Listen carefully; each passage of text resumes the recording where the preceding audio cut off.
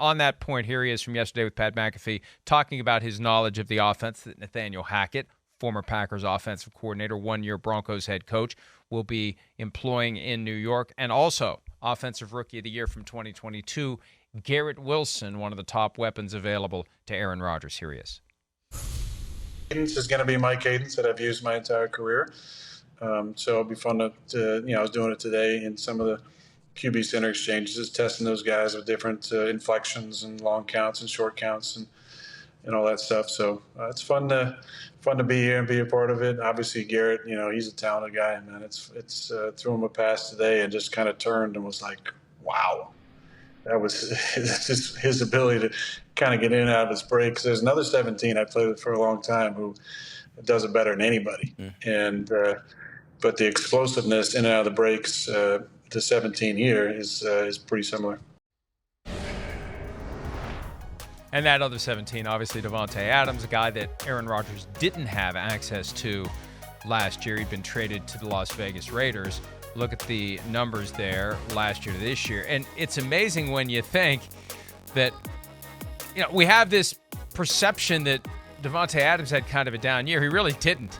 No. He had a pretty good year. No, I think in Las Vegas. Yeah. He had a better year than Garrett Wilson, who won Offensive Rookie of the Year honor. I think you're right. There is that perception. I think the perception's there because I think anybody who really studied the Raiders and watched the film, you went, wait, he should have had an extra 100 yards in that Steelers game at the end of the year, another 100 yards in the Rams game at when they blew it to Baker Mayfield and everybody. There was some games there where, Derek Carr didn't play his best, and they left some plays and opportunities on the field. And I think that's ultimately what led to Derek Carr not being there, a little bit, or at least part of the conversation. But, yeah, you're right. People do view it as a down year, but I think it's because of what was there to be had. There was a little meat left on the bone in that department. He did have some down games as well, as Pete points out. Multiple games under 50 yards, one game with only 3 yards, and still had incredible production for the full scope of his first season with the Las Vegas Raiders. And going to be a challenge to duplicate that this year because quarterback Derek Carr out, Jimmy Garoppolo in. So, look, it's going to make the year fun. It's going to make it exciting. I still don't know how I would feel deep down if I was a Jets fan once I start looking at the schedule. And it all becomes tangible next week when we see week 1, week 2, week 3, where's the bye week, how many primetime games, how much does our routine, and they're very used to the routine of 1 o'clock Eastern on Sunday because that's where the teams no one cares about typically play most of their games. Now that they're a team that everyone cares about, they're going to get yanked all over the place. Monday night, Sunday night, Thursday night. Remember, the new rule this year, you can be scheduled Sunday to Thursday twice. How about Jets-Cowboys for the Thanksgiving game? Yeah. Would that be nuts? Would that be playoff-level audience if they go Jets at Cowboys on Thanksgiving afternoon? Holy crap. But look at those games. And I suspect that the tug of war is going on currently between all the networks to get as many as they could. Because remember, Chris, this is the first year that they've torn down that wall of the CBS being the unofficial AFC network and Fox being the unofficial NFC network. They assign the games to whoever, whenever, however. And I bet you Fox, CBS, NBC, ESPN/ABC, and Amazon are trying to get as many Jets games as they can each. No, I don't disagree. I mean, there's some heavy hitters on that list, on that schedule right there.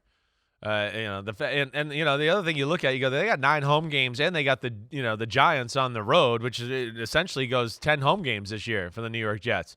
Good advantage for them there. But yeah, I would think they're being tossed around in every marquee spot possible, and the tug of war between NBC's, ESPN, Fox, and CBS is all going on to get a little taste of the Jets and Rodgers, at the most premium spot possible.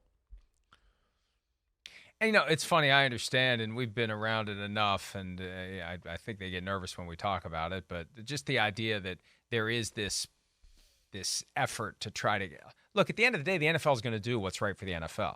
The NFL is going to put these games in the biggest possible spots. And obviously, NBC Sunday Night Football is one of the biggest possible spots you can be in. So there will be Jets games on Sunday night, even though the Jets haven't been on NBC since butt fumble Thanksgiving 2012. They'll be on Monday night. They'll be on Thursday night. They'll maybe be on Saturday. And, most of their Sunday games are probably going to be 4:25 p.m. kickoff. Why waste them at 1 o'clock when you can tuck them into that prime real estate on CBS or Fox, which generates tremendous numbers as well? So beyond the 3 weekly night windows, you've got those late afternoon windows that do well too, that lead into the night game. So there's going to be a lot for everyone. I think there's going to be enough to go around, but at the end of the day, the NFL is the one that benefits, because the NFL likes to be able to trumpet the millions that are watching the games. You got New York market, you got Aaron Rodgers, you got a team that has a chance to be good. The NFL has a great opportunity here to strategically drop the games in spots where there will be tremendous audiences, and every broadcast partner is going to benefit from it. And at the end of the day, will someone benefit from it a little bit more than someone else? Maybe. But this is the old rising tide lifts all boats dynamic for the networks that broadcast NFL games. Yeah, no, it's a good problem to have. It's New York. It's the Jets. It's Aaron Rodgers. We know the power of the New York market, on TV, everything there, right? And then you add in that, it's New England and Boston twice a year. And they got to play Philadelphia, which has got another great market, right?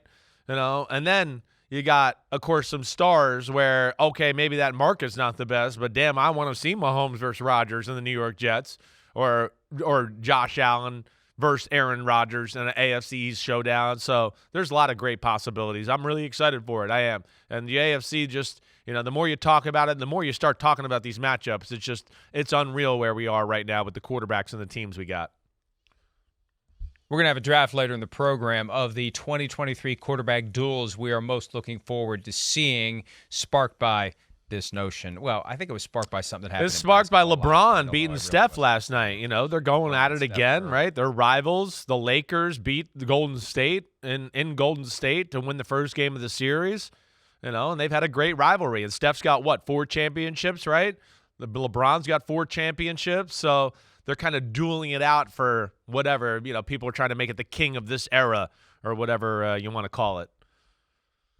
Given that the Penguins are not in the NHL playoffs for the first time in a long time, and I don't have another sport to pivot to post-draft when I have some time to actually enjoy sporting events other than focusing on football, maybe I need to rediscover the NBA. It's been a while, but I don't have a team.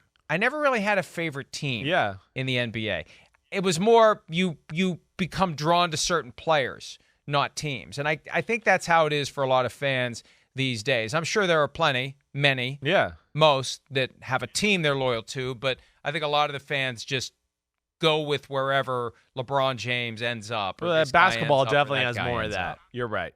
I mean, it definitely does. I would agree with that there. It's a little more player-driven in basketball for sure. But the Knicks being back in the playoffs and being relevant made it exciting, and it's a fun atmosphere. The Sixers Celtics, Mike, you can get behind that. It's going to be a good series. I'll throw that out there for you.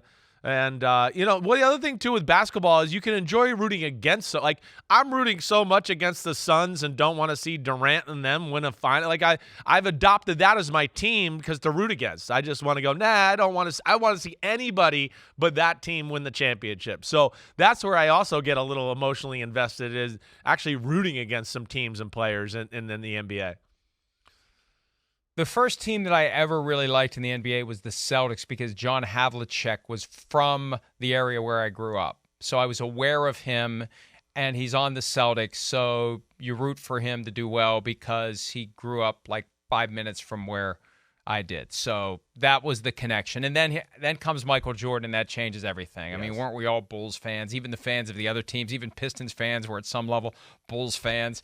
Probably not, but still, Michael Jordan changed it all. And yeah, now, hey, you know what? Let's go back to where we started this segment. Aaron Rodgers and Spike Lee. Spike Lee, my new friend. He's a Knicks fan. He's been waiting a long time. Pete told me the Knicks will disappoint me as much as the Vikings do. That's incorrect. The Knicks aren't good enough to disappoint anyone. The Knicks don't have tragic playoff losses like the Vikings can line up one after the other. That's the That's the one good thing about having a team that never makes it to the playoffs. You can't have your heart ripped out and shown to you Omamshiba style when you flame out in the postseason. Hi, it's Mike Florio. Thanks for watching PFT on YouTube. Hit subscribe for the latest news and analysis from Pro Football Talk.